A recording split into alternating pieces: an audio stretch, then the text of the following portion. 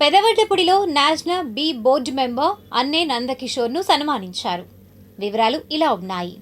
ఈరోజు మా apartment Sai residency Pedavadlapudi Sai residency నందు ఉండే మా అపార్ట్మెంట్లో ఉండేటువంటి అన్నే నందకిషోర్ గారు బి బోర్డు నేషనల్ సభ్యునిగా ప్రమాణ స్వీకారం చేసి లోకేష్ బాబు గారి దగ్గర నుంచి తీసుకున్నందుకు గాను మేమందరం హర్షం వ్యక్తం చేస్తూ చిరు సన్మానం అందించడం జరిగిందండి. హనీ అంటే తేనె. తేనె నిజంగా చాలా విశిష్టమైన దాన్నే సంస్కృతంలో మధువు అంటారండి. బీ బోర్డ్ అంటే తేనెటీగల పెంపకం మాట. ఇప్పుడు వీరికి వచ్చింది ఏంటంటే తేనెటీగల పెంపకం. తేనెటీగలు ఏం చేస్తాయంటే పరపరాగ సంపర్కం చేస్తాయండి. అవి ఉంటేనే మానవ మనుగడ ఉంది. నిజంగా చెప్పాలంటే మానవ మనుగడ తేనెటీగల మీద ఆధారపడి ఉందండి.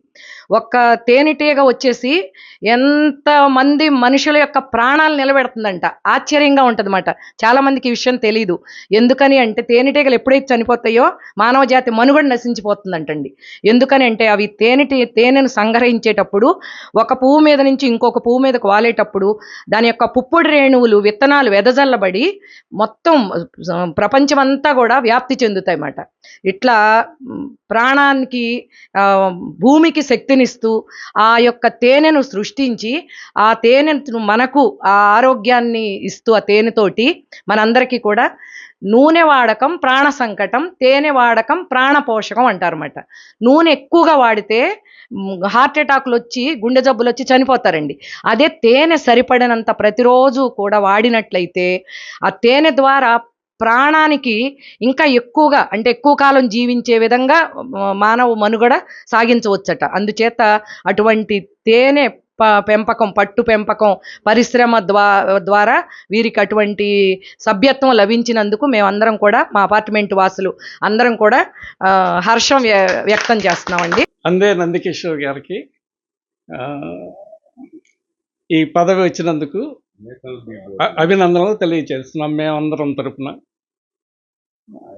భవిష్యత్తులో ఇంకా మంచి పెద్ద పెద్ద పదవులు రావాలని మేమందరం ఆకాంక్షిస్తున్నాం. నందకిషోరు బయటాడు కాదు, మొబ్బాయికి కేంద్రం తరపుని ఈ బీ బోర్డు నెంబర్ రావడం అనేది మాకు ఎంతో ఆనందంగా ఉంది.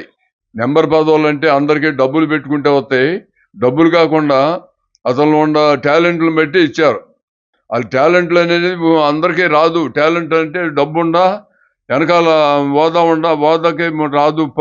పలుబడి వల్ల అతని దగ్గర ఉన్న టాలెంట్ వల్ల వచ్చింది. దాని వరకు మేము చాలా అభినందిస్తున్నాం. మా అన్యవారికి ఒక చరిత్ర ఉంది. ఎమ్మెల్యేలు కూడా చేసిన వాళ్ళు ఉన్నారు. ఇండియాలో లెవెల్లో పేరు పొందిన నాయకులు కూడా ఉన్నారు. వీళ్ళ పెన్నాన్న గారు కూడా ఇండియా లెవెల్లో డబ్బు లేకుండా ఆ రోజున రూపాయి ఖర్చు లేకుండా పార్టీ కోసం కష్టపడి తిరిగిన వాళ్ళలో వడ్లపూడిలో కాదు మన గుంటూరు జిల్లాలో లేరు. వాస్తవంగా చెప్పాలంటే